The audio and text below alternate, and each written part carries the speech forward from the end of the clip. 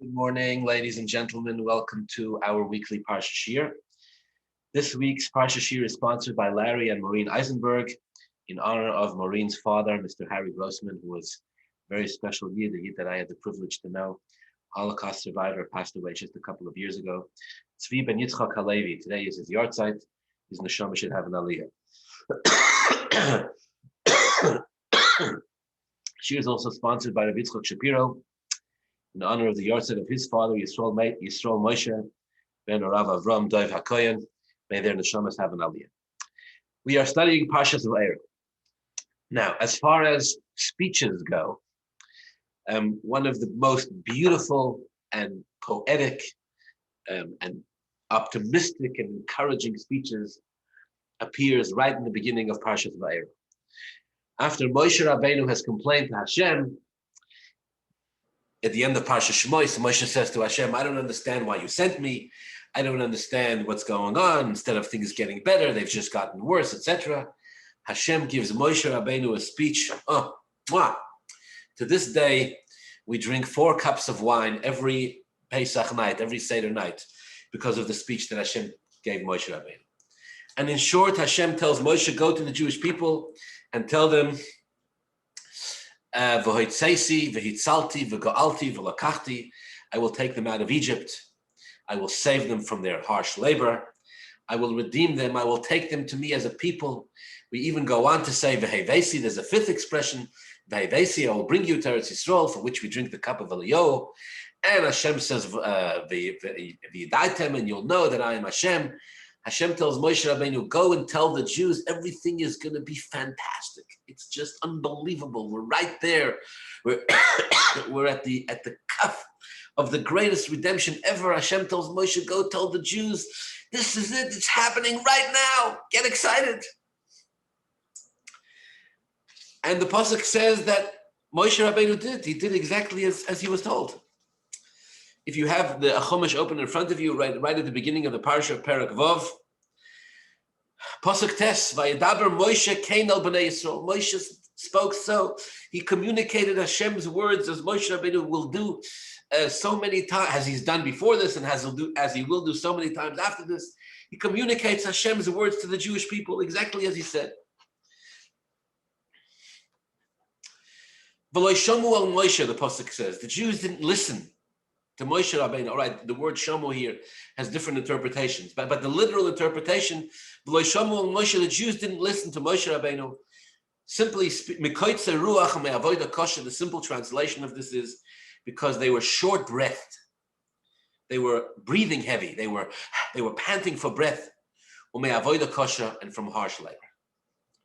So the speech falls, as they say in English, literally or figuratively, on deaf ears. The Jews don't listen to Moshe Rabbeinu. The Torah says, again, on a literal level, they were koitzer ruach, they were too short breath, they were working too hard. They didn't have perhaps the mind space, they didn't have the presence of mind, they weren't sufficiently invested in what Moshe Rabbeinu said. Moshe Rabbeinu came, Moshe Rabbeinu made a speech, and perhaps like many a speech given by a rabbi, it's over, good Shabbos, yashikoyach, and nobody listened to what Moshe Rabbeinu said.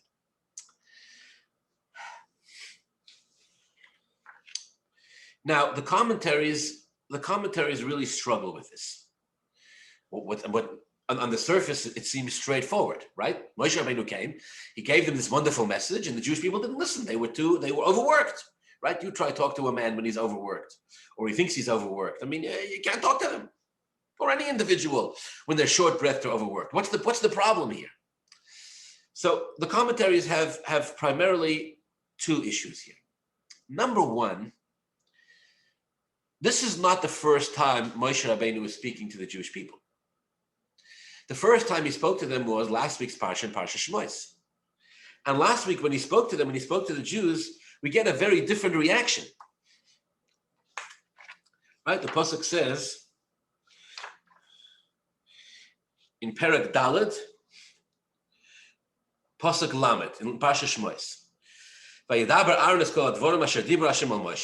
spoke, communicated to the Jews all the things that Hashem had told Moshe. And he did all these miracles. Perek Daled pasuk Lamed Aleph.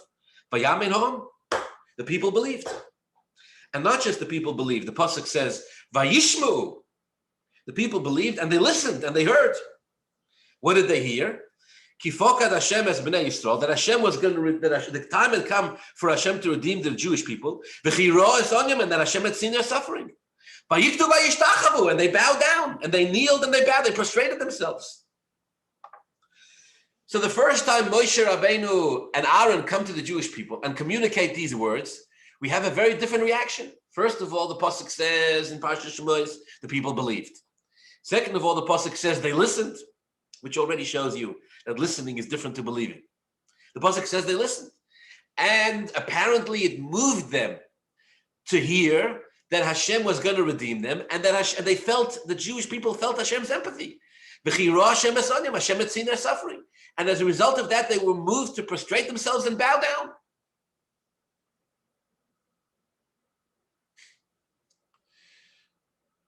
And now, all of a sudden, when Moshe Rabbeinu comes to the Jews with the same message, that the time of their redemption has arrived, all of a sudden, they're not listening. Why? Because they were working too hard. And before, they weren't working too hard. 210 years in Golus. All right, the first time it was 209 years in Golus. No? So before they could listen, and now not? What's the difference? Why before yes and now no? That's one question the commentaries ask. All right, of course, in the interim, between the first time Moshe spoke to the Jews and the second time Moshe spoke to the first time Moshe and Aaron speak to the Jews and the second time Moshe speaks to the Jews, their workload becomes heavier, granted. Things become more tough in Mitzrayim. Paro makes it more difficult for them. Paro is hoping that by making things more difficult for them, the Jews will forget their aspirations to be free. Fine. So it becomes more difficult. But still, it was difficult before. It wasn't like they were in summer camp beforehand. If they were able to listen before and they believed before, then why all of a sudden, and not just that, they got so excited. They bowed down, they believed, they felt that Hashem had seen their suffering. They believed the time of their redemption has arrived. And now all of a sudden, Moshe Rabbeinu is basically saying the same thing in much more elaborate, articulate, flowery terms, but basically the same message. And now all of a sudden, garnished. They're not even listening. The question number one the commentaries ask is, what changed? Question number two, the commentaries ask a very, very powerful question. Imagine a person is hungry, starving, Rahman al-Islam, starving, desperate for food, desperate. And somebody comes to them and says to them, I have a delicious dinner for you. Oh, have I got a meal for you? What do you like? Sushi? I got sushi. What do you like? Steak? I got steak. What do you like? Mashed potatoes? Whatever you want, I got. The person says, listen, I know you're speaking to me, but I'm so hungry that I can't concentrate on what you're saying. I'm so hungry, the hunger pangs, may we never know of such things, but the hunger pangs, the person says, are so intense and so strong that I can't concentrate on what you're saying. And not only that, I can't even hear what you're saying. Really? Because I'm kind of telling you that it's dinner time. I'm kind of telling you that the time of your hunger is over. You want to tell me you're too hungry to hear that I'm serving you food? Right? Imagine, dinner time. I'm sorry, I'm too hungry. I can't concentrate on what you're saying. What's that supposed to mean? I'm telling you it's time to eat. What are you telling me you're too hungry? You can't focus on what I'm saying? So the commentaries ask this question. They say, what in heaven's name is going on here? Moshe Rabbeinu is coming to tell the Jews that the time of their redemption has arrived. Their slavery, their servitude, their hard work, their harsh labor is over. The Torah says they were working so hard they couldn't hear what he was saying. The work was so difficult that they couldn't hear what Moshe Rabbeinu was saying.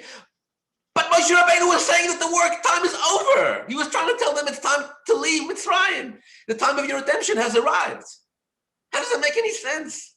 You're too hungry to hear that there's food. You're too You're too thirsty to hear that there's water. You're working too hard to hear someone tell you it's time to stop working. Who ever heard of such a thing?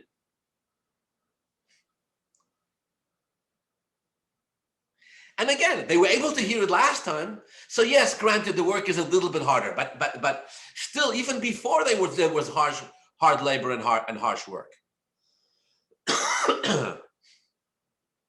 So why the change? Why the change?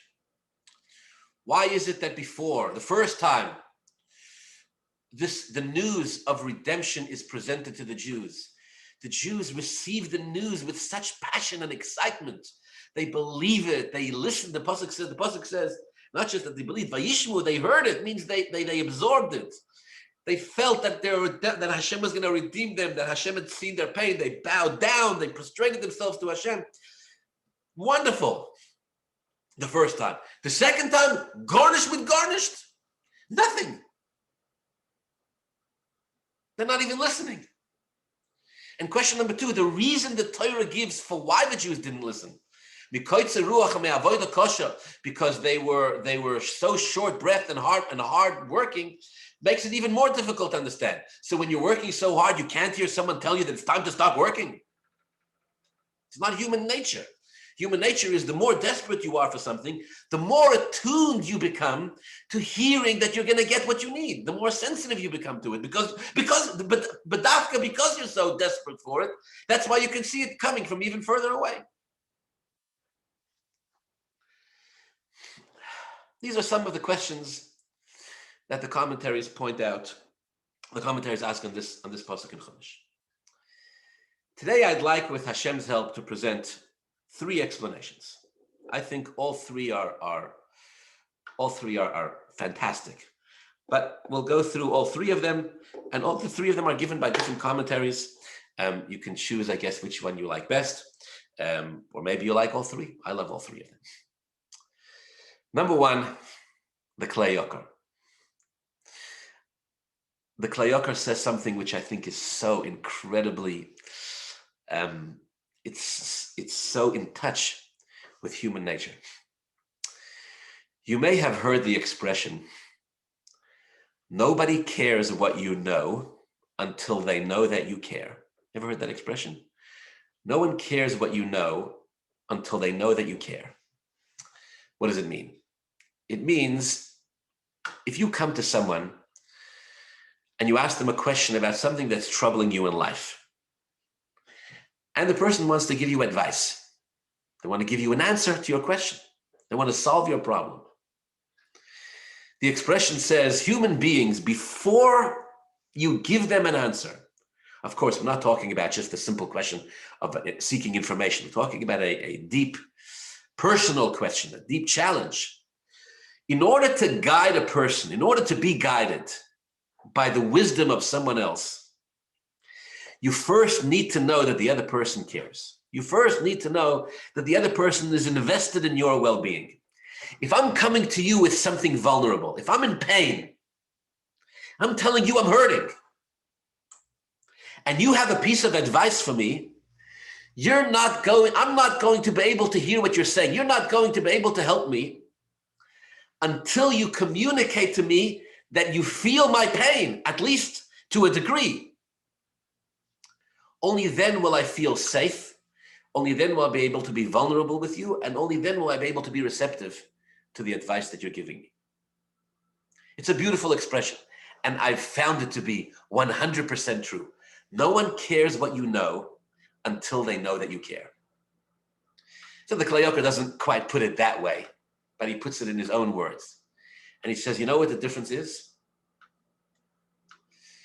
The Klei Yakar says like this, the difference is the first time that Hashem's words were communicated to the Jewish people, it was communicated through Aaron. Yes, Moshe heard it from Hashem. Moshe gave it over to Aaron. But Aaron was the one who communicated it to the people. The second time the words of Hashem were communicated to the Jewish people, the pasuk says, "Vayedaber Moshe kein el bnei Yisrael." For whatever reason, Moshe spoke directly to the Jewish people. Now, why did Aaron communicate the words the first time? Because this was the agreement that Moshe had with Hashem. Moshe said, "Lo yish dvorim anochi," I'm not an articulate man, I can't speak. Hashem said, Aaron, your brother will be your mouthpiece. So Aaron served as Moshe Rabbeinu's mouthpiece. So when Moshe had a message to communicate to the Jews, it was communicated through Aaron. So the first time, Aaron was the one who communicated it. The second time, why it wasn't communicated through Aaron, the Kli Yakar does not explain. It doesn't say why the second time not. For whatever reason, the second time it had to come straight from Moshe. From Moshe. There's an explanation for that too, but it's not for that. Says the Kli Yakar, we know, of course, over the course of the Jewish people's 40 years in the desert, that they would develop very different relationships with Moshe and Aaron. Moshe would become the teacher. Moshe would become the man of Hashem. Moshe would become the one who gave them the Torah from the Rebbeinu Shalom, the Makabel Torah in Sinai, absolutely. But Aaron was the one that becomes known more than anything for being the one to touch the hearts of the Jews. Aaron was the one who was there with them in their pain. And for this reason, the Torah says, when they passed, the Jews mourned for Aaron more than they did for Moshe, which is difficult to understand. I mean, looking back, Moshe Rabbeinu's contribution to Klal Yisrael. And yet they mourned for Aaron more. Why? Because they felt more connected to him. He was, so to speak, with them in the trenches. As the famous Medrash describes, how you would make peace between a man and his wife and a man and his fellow man. Aaron was the one that the Jewish people knew that he cared. Moshe Rabbeinu, of course Moshe Rabbeinu cared. Of course he was an Oyev Yisrael in the words of the Gemara. Of course Moshe Rabbeinu was an Oyev Yisrael. But in the end, it's Aaron who makes his mark as being the one who, so to speak, is one of the people. Says the Kli Yakar, that's the difference. That's the difference. It's the same Jews in both circumstances. In both places, it's the same Jews. So why in one case do they hear the message, and in another case they don't hear the message? Says the Kli Yakar, depends who's talking. When Moshe Rabbeinu talked, it was hard for them to hear. They felt a distance between themselves and Moshe. Moshe represented the word of Hashem. He was holy and he was a great tzaddik, but felt distant to them.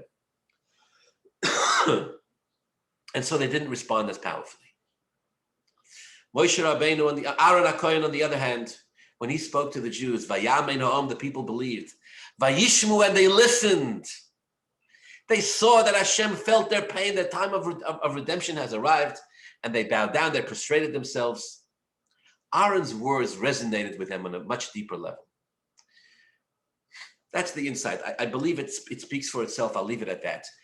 I just want to say that what the Kli Yakar is really saying is that the same message can be completely ignored or life-changing.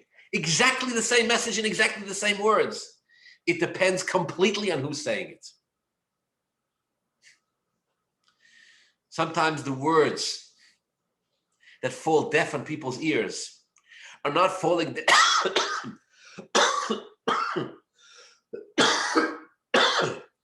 excuse me. Sometimes the words are not falling deaf on people's ears because there's something wrong with the words. It's because the person who's saying them hasn't connected well enough and powerfully enough with the person who's listening. That's explanation number one. Explanation number two, this one comes from many commentaries say this. Pretty much all of the Hasidic commentaries, or those who explain the psukim in sort of a more spiritual end, they interpret the words koitzer ruach ve'avoda, the words of the pasuk mikoitzer ruach ve'avoda kosha, not as referring to physical labor, not as referring to back-breaking labor. It wasn't the work in Mitzrayim that the Jewish people had done that made them unable to hear this, but they interpret it as a spiritual insensitivity. Koitzer ruach ve'avoda kosha, ruach in this sense refers to the ruach of the neshama. Avoda kosha they interpret as not difficult work, but not physically difficult work, but spiritually harsh work, What kind of spiritually harsh work are we talking about? Avodah Zarah. Koitzer ruach v'avodah kosher. The commentaries say, you can see this. It's brought down in the Noam Elimelech, Sfas Emes. Others explain it this way. It means the Jewish people became spiritually desensitized to a point that they were no longer able to hear the words of Moshe Rabbeinu. This explanation is also very powerful, because you see, the pasuk doesn't say that the people didn't believe, or that they questioned, or that they were upset. It just says they couldn't hear it. The Hasidic masters say because they were spiritually insensitive. You know, what a person does after a while, where a person hangs out, what a person is invested in after a while has an impact on us. And if you surround yourself, or if you find yourself in an Egypt, eventually, the Egypt is going to have an impact on the person. So even though they were so desperate for the redemption, even though their hard labor was so terrible, nevertheless, when Moshe came to them and told them the time of your redemption has arrived, they were spiritually too far to hear what Moshe Rabbeinu was saying. It's like, if you go back to my analogy of the hungry person, right? And you tell the hungry person, it's time for dinner, but you tell it to them in a different language, right? So the person, if it's a different language, the person is not going to be able to hear what you're saying. But you're so desperate for the food, and I'm telling you there's food here. Yeah, but you're talking in Chinese, and I only speak French. So I cannot be receptive to what it is that's being said. This explanation answers the other question. How could they not hear the time of their redemption has arrived? Well, there was a certain amount of spiritual sensitivity that was necessary in order to absorb the mission of Hashem, in order to hear this message of Hashem. The Jews weren't there. Koitzer ruach. They had become detached from their own souls. The avodah kosher, they had worshipped idolatry for too long. And so they were no longer able to hear it. This explanation doesn't answer why before they were able to hear it. It doesn't answer that question. But it does answer the idea, it does explain the idea of how the Jews were so lost in Egypt that they couldn't even hear the fact that the hour of their redemption has arrived. The third explanation comes from the Orach Chaim. I actually want to read 2 lines here from the Orach Chaim because the explanation is I believe it's original. It's originally his, and it's very telling about the nuances of human nature. So the Orach Chaim says like this. Again, so he's struggling with these questions. What does it mean? Why all of a sudden the Jews are no longer listening before they did listen? Why does the hard labor make them unable to hear that they're going to leave Mitzrayim? So he says like this. The Orach Chaim says like this. Oid, the mashin is basru Yisrael b'suras hagula. What happened, he says, the first time the Jewish people were informed of the redemption. Nisrachev levavam. Their hearts opened wide. U'techi nafsham. Their souls came to life. U'techi nafsham v'rucham. And their souls and their spirits came to life. Can you imagine? Moshe and Aaron tell them in the name of Hashem, the time of your redemption has arrived. Ukshechazru l'shiput. And then when, in the meanwhile, nothing happened, they went back to work. Hagam shelo hayu mishtabdim el shiur harokil ulamata mimenu. Even if they would have gone back to the same level of servitude that they had until now, or even if it would have been less servitude. Afal pikein tiksa ruach. Nevertheless, they would have become very despondent. Why? Bahamaskil, listen to these words. Bahamaskil betiviyos harkovas hoenushi yaskil al davar. One who is wise in the nature of the makeup of a human being can understand this very well. What is he saying? He's saying the Jewish people experienced something. Says the Orach Chaim, the Jewish people experienced something in between the first time they were spoken to and the second time they were spoken to that was very, very painful. It was very painful. What happened? Well, Moshe and Aaron came to them and told them the time of their redemption has arrived. It's time for them to go free. They got excited. They got overjoyed. They believed, they listened, they felt empathized with. Everything was fantastic. They bowed down to Hashem. They maybe kissed the feet of Moshe and Aaron and said, we've been waiting for you for 209 years. Thank you, thank you, thank you. Mwah! And then what happened next? Says the Ohr HaChaim. Absolutely nothing happened. They went back to being slave exactly as they were before. Says the Ohr HaChaim, that experience of being told they're going to go free and then being forced to go back to harsh labor, even if it was just the same labor as it was before, or even if it was less labor, even if things had gotten easier, but they were still slaves. Says the Ohr HaChaim, that broke the Jews. That broke them. More than anything else, that broke them. And the next time Moshe Rabbeinu came to the Jews and told them, it's time to go out of Mitzrayim, there was nobody to talk to. I want to try to unpack this a little bit because it's titanic. What is he saying? The Ohr HaChaim is saying like this. A human being can survive unspeakable horror. A human being can go through unimaginable suffering for unspeakable lengths of time. In the case of Mitzrayim, for 209 years, the Jews survived. How did they survive? How did they survive the abuse and the torture and everything they went through? How did they survive it? Well, they survived it because they knew it was temporary. They survived it because they were promised by Hashem through Avraham, Yitzchak, and Yaakov that at some point it would all be over and the Jewish people would go free. So 209 years of Golus didn't break the Jews. And when Moshe and Aaron came to them and said, the time of your redemption has arrived, the Jewish people said, fantastic. We believe you. We were expecting you. We're excited. We feel connected. Let's go. They bowed down.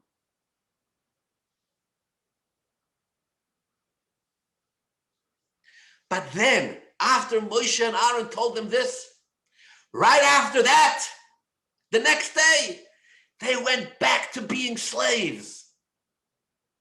Nothing changed, at least not immediately. Yes, eventually the Jewish people left Mitzrayim, of course, but not right away. For whatever reason, after they were told this by Hashem through Moshe and Aaron, the next day nothing happened. Going back, says the Ohr HaChaim, to being slaves. Even if their slavery would have been exactly the same as it was the day before. But going back to being slaves after they've just been told by Moshe and Aaron that Hashem is taking you out, and to watch nothing change. Says the Ohr HaChaim, that broke the Jews on a level that 209 years in Golus couldn't do. Disappointment. In other words, what he's saying is like this. When we experience evil people in this world, when we experience Rishoyim, when we experience abusers and cruel people, we're not surprised that they act that way because they are beasts of human beings. A Jew was not broken by an Egyptian letting him down. He expected no more in the first place.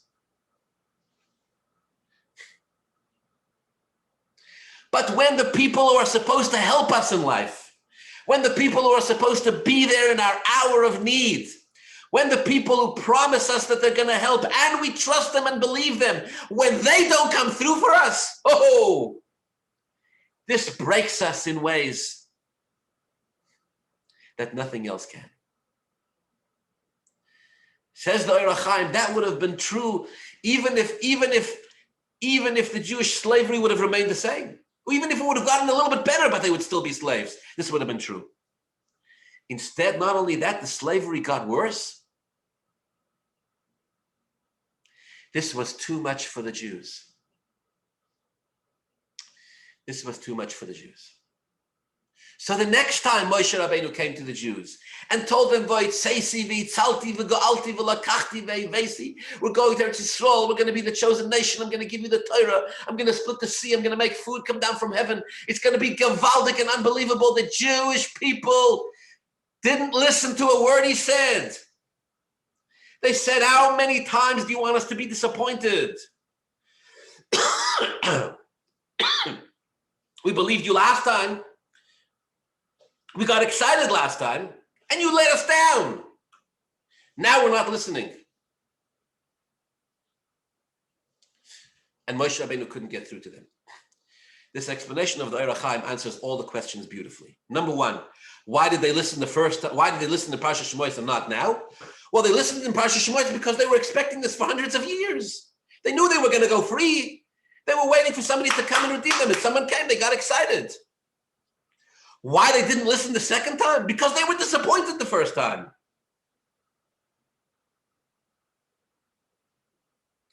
Once you let me down once, very, very difficult to get me to believe in you again. And the explanation of the Eir HaChaim answers the second question. What does the Torah mean? The Torah says they were working too hard. They couldn't believe Moshe Rabbeinu that he was coming to take them out of Egypt. If he's telling you he's coming to take you out, what do you mean you're working too hard? Doesn't mean that they were working too hard for 210 years. It means they were working hard after Moshe Rabbeinu told them you'll be free. And they were disappointed. They were let down. Once you let somebody down like that, once you let a person in a vulnerable position, you promise them you're going to be there for them, and then nothing happens,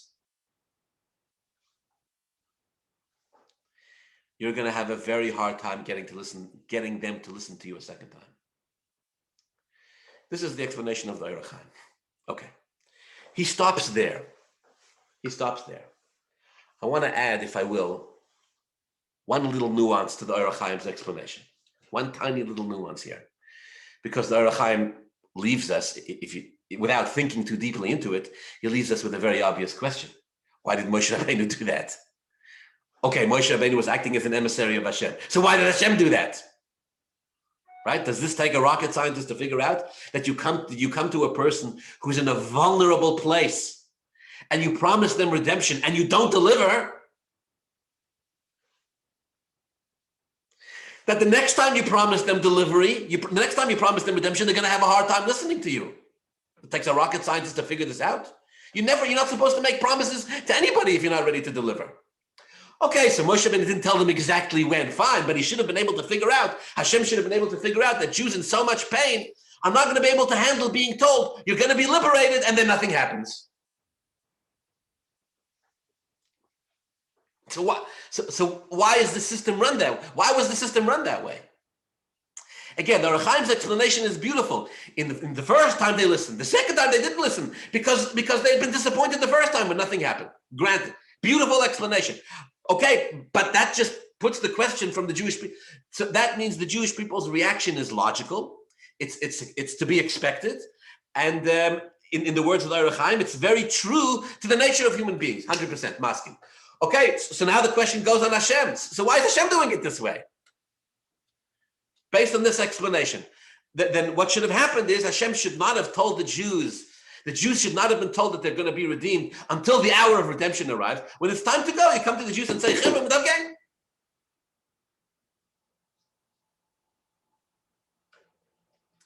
and then the question becomes even stronger. What's going on here? The first time the Jewish people were told that they're going to be freed from Mitzrayim, the Jewish people believed, they listened, they bowed down, they accepted. No. They reacted beautifully. What's the problem now?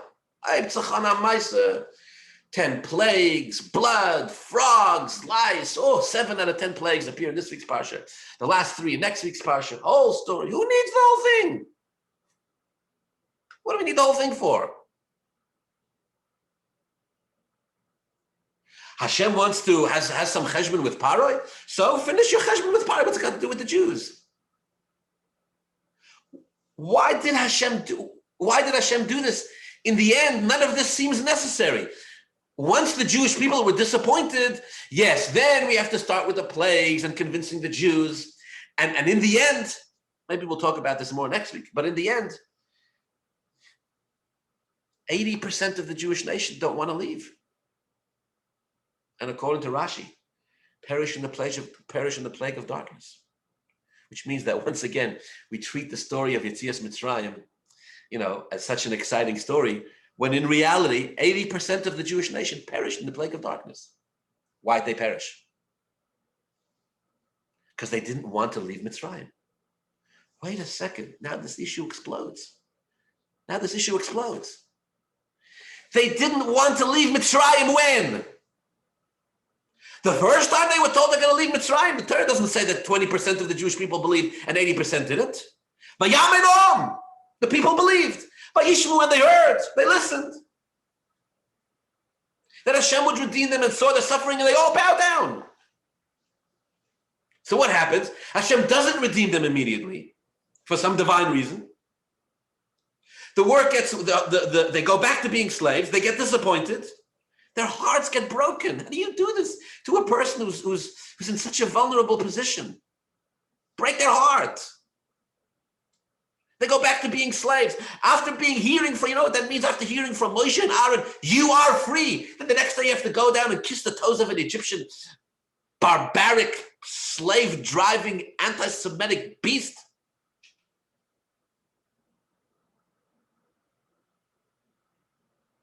Moshe comes back to the Jews, tells them, the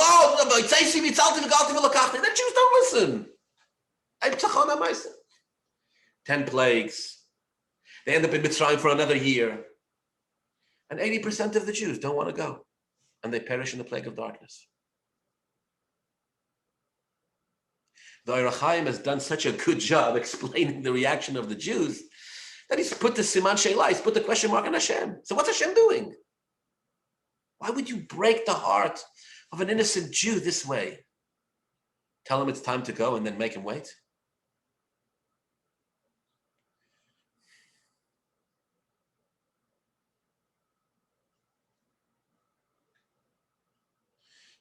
Everybody knows, right? When it comes to telling good news to children, when you tell children good news, something exciting is about to happen.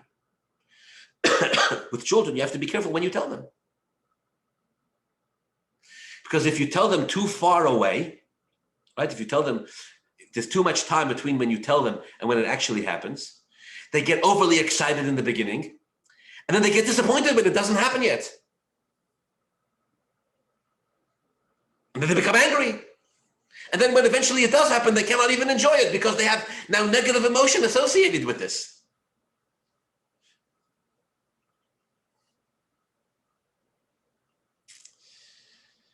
So why is Hashem doing it this way? I believe, by the way, the Ohr HaChaim doesn't even bother explaining it, I think, because the answer is so obvious, but nevertheless, it has to be articulated. Well, I think the answer to this is like this. You see, my friends, there's a terrible, terrible irony with this whole business of freedom. Terrible irony with this business of freedom. It's going to become the theme of the whole Chumash Shmos and really the rest of the Torah from here, right? The freedom of the Jews. They were liberated from Mitzrayim. We're still celebrating it till today. There's a terrible irony with liberating somebody. And that is that it actually doesn't make any sense. Imagine, Reuven is a slave. So somebody comes over to Reuven and says, you're not a slave anymore. Here you go, you're now liberated. If Reuven is a slave, you cannot force someone to be free. Not only can you not force someone to be free, you cannot even give it to them. You cannot give a person freedom. Right? It's like telling a person they have to believe in free choice. It doesn't make any sense. What happens? Well, what happens is that the person remains a slave. Instead of being a slave to their original captor, they now become a slave to the person who's liberated them because you've liberated me. A person can only be free the day the person stands up and says, I'm free. Liberty, and this is true even on a human level, on a spiritual level for sure. Until a person stands up and says, I am free, I'm inherently free, I'm intrinsically, essentially free. Until a person is ready to fight for their own freedom. Until a person is ready to stand up to their own captors and say, you don't own me. You cannot, it's a terrible irony. You cannot liberate a person. You cannot make a person free. The person has to come to the realization that they are inherently free. Because Hashem said so. It's not something you can give a person. Right? Just like you cannot give it's a contradiction in terms. You cannot give a person independence. I'm going to give you independence. I'm going to give you independence. Doesn't make any sense. If I'm giving it to you, then it's not independence. Then you're dependent on me to give you independence. If I'm going to make you free, doesn't matter who I am. You're still mine. Unfortunately, it's not a theoretical concept. In this particular case, what happens is that even after the Jewish people leave Mitzrayim, we read over and over again that all they want to do is go back. Every time a crisis strikes, the Jewish people say, we want to go back. Why? Why do they want to go back? And this is the 20% who did want to leave. They keep wanting to go back. Why? Well, because that's how they know themselves. That's how they associate themselves. And so when crisis strikes, they say, well, at least in Egypt we had food. At least in Egypt our captors fed us. In the desert, the Jewish people will argue, we have nothing. Right? Though at one point they'll say to Moshe Rabbeinu, did you take us out of Egypt to die in the desert because there were insufficient amount of graves in Mitzrayim? That's the best explanation they can come up with, and they want to go back. If you take a person who's a slave, not just practically a slave, psychologically and spiritually and emotionally a slave, and you force them into slavery, you push them, you liberate them, you know what happens? The person goes right back to being a slave. They re-enslave themselves because that's how they identify themselves.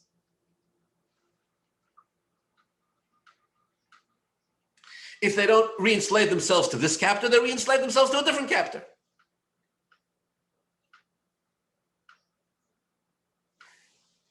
We observe sometimes that people, may Hashem protect us, people are in terrible relationships. Sometimes married to mamash an abusive spouse. Much terrible. An abusive spouse. You know what happens sometimes? Friends gather around.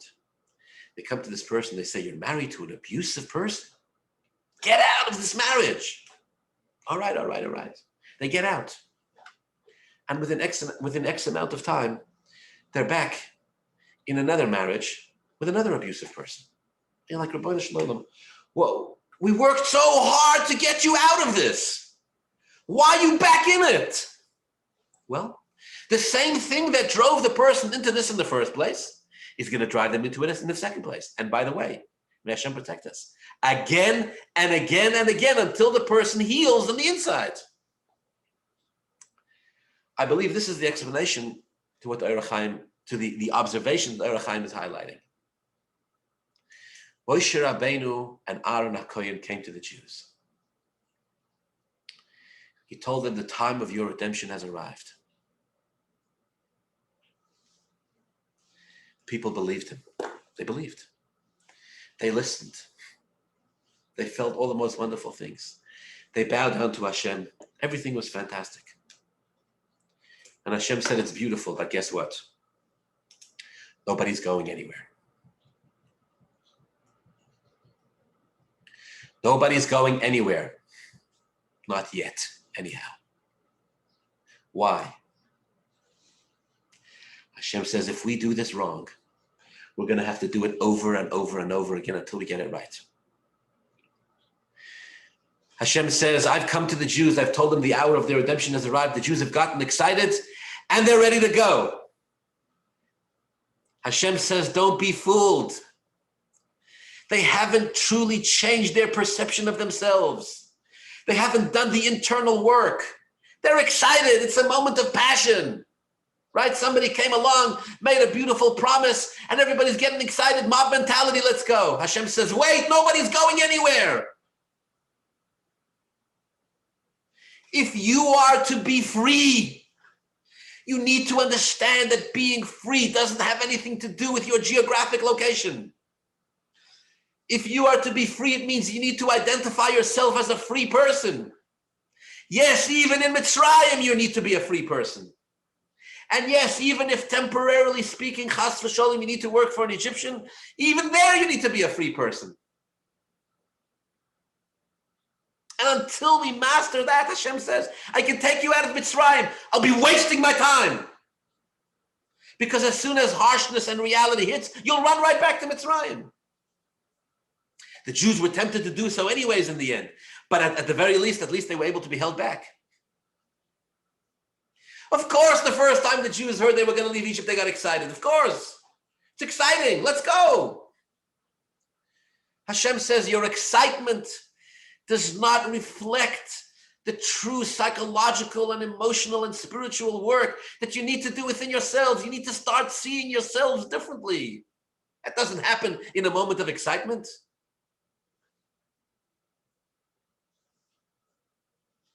Later on in the Torah, right, we'll learn the Jewish people received the Torah from Hashem on Har Sinai. 40 days later, they worshiped the golden calf. How do you go in 40 days from one extreme to the other? Because Matan Torah was an incredibly powerful experience. When it was over, it was over. You know, like we have inspirational experiences. We have moments in our life where we feel elevated to such high heights. And then the next morning we wake up and reality hits and nothing changed. Says the Ribbono Shel Olam, you want to know what it means to be free? Not just to get excited and to bow down when Hashem tells you you're going free. It means you can look an Egyptian in the face and say, I'm only here because Hashem wants me to be here. You don't own me. And for that reason, precisely for that reason, the next morning when the Jewish people woke up, so to speak, nothing had changed. At least nothing superficial had changed. Because Hashem needed them to make the change internally.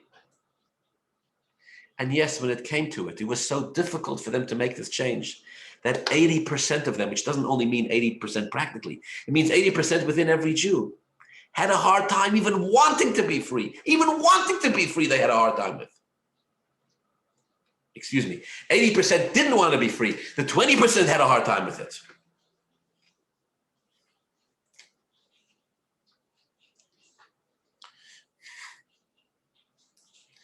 And so Hashem gives the Jews another year in Mitzrayim and 10 plagues. The purpose of all of it is to give the Jews an opportunity to learn, to train, to grow, to start to see themselves differently. You know what it's kind of like?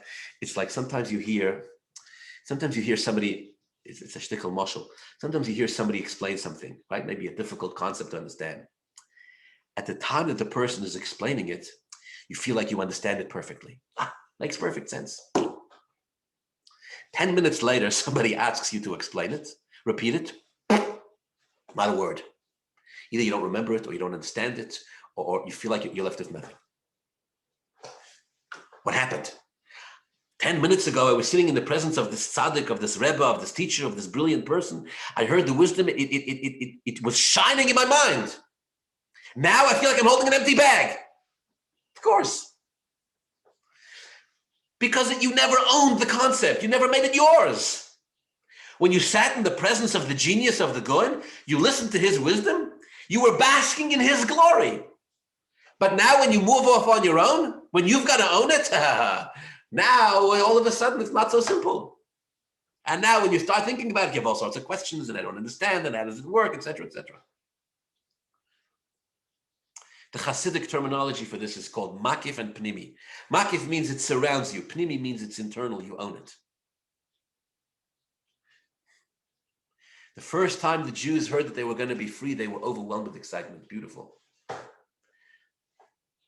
But what about actually being free? What about being free? What about being free the next morning when you have to wake up to work on time and show up and your boss is giving you a hard time? Then are you free? Right? There's an old Jewish saying. We close our eyes, we say, Shema Yisrael Hashem Elokeinu Hashem Echad. We close our eyes every time we say, Hashem is one. All right. It's important to say Hashem is one with our hands covering our eyes. But you know what's more important? It's more important to feel that Hashem is one when we're not covering our eyes. You're standing in shul, you're in a talus and tefillin. You know, Hashem is one, beautiful. Then you go out to work, and you deal with all sorts of people and all sorts of challenges. Now say Hashem Echad. That's a different story. Hashem came to the Jews and said, I'm going to liberate you, but I'm not going to liberate you and make you free people. I need you to understand you were never slaves in the first place. Really? Because we kind of feel like slaves. And the next morning they go back to work and their hearts are broken. Why are their hearts broken? Because they've forgotten who they truly are. I conclude with this. I may have mentioned this in the past, but it's worthwhile to repeat, and it left an incredible impression on me. There's a set of halachic responsa written by a Rav called Rav Oshri. He was a survivor of the Holocaust, and he wrote questions, halachic questions that he had received during the war, and the answers that he gave. Some of them, most of them life and death questions, some of them tragic, many of them heartbreaking. Here's one question that I remember. One of them that I remember. He says the Jews, he was with the Jews in one particular ghetto. If I remember correctly, it was the Kovna ghetto. I may be mistaken, but if I remember correctly, it was the Kovna ghetto. And they would work all day. They were forced into labor. So in the morning, every day, before they went out to work, they would gather in shul to daven. And of course, as is with Nusach Ashkenaz and many Nuschais, the davening begins with brachas. And one of the first brachas you make is Baruch Atah Hashem Malkeinu Melech Haolam Shelo Yasani Ovid. Thank you, Hashem, for not making me a slave. Says Rav Oshri, one morning, I don't know how many Jews were gathered in this particular shul. He said one morning after davening, when they were being hauled off to labor, one of the Jews asked him, he said, Rav Oshri writes this, he says, one of the Jews asked me, should we be making the bracha, Baruch Atah Hashem Elokeinu Melech Haolam Shelo Yasani Ovid?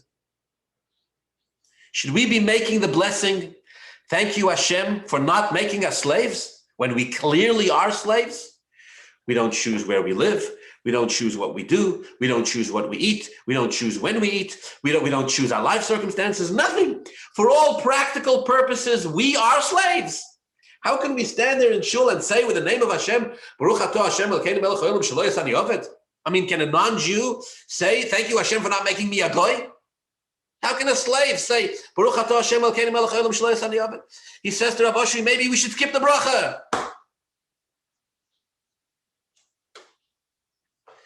Rav Oshri said no. Halacha l'maisa. He paskened. Make the bracha, make it loud, and make it proud. Why? Says Rav Oshri, remember, since the day the Ribbono Shel Olam took us out of Egypt,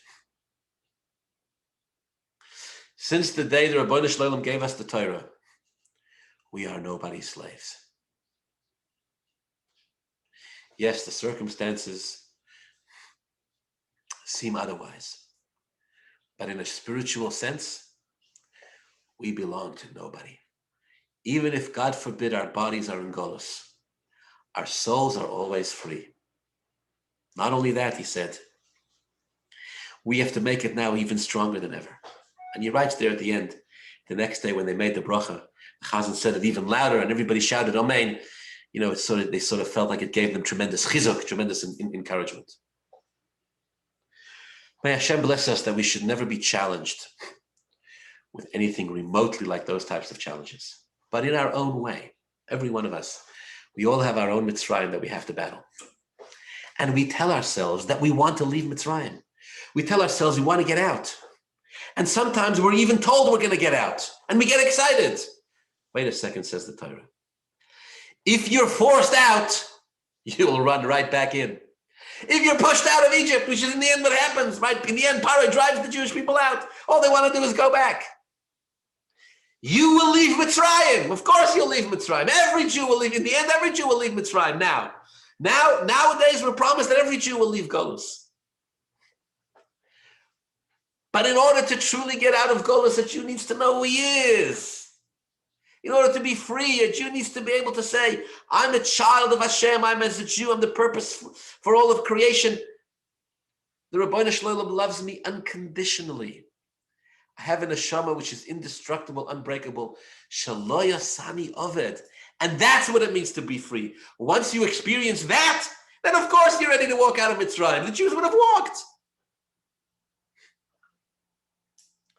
Not because somebody told you, but because it's who you are. Not because this is the thing to do right now. Right now you become free. In truth, the Jews needed to realize that they were never really slaves. They were in Egypt because Hashem had decreed it upon them for whatever reason. But once they experienced it, the Jews needed to know their own greatness, their own connection to Hashem, their own infinity. That's not something that comes just simply by being told something.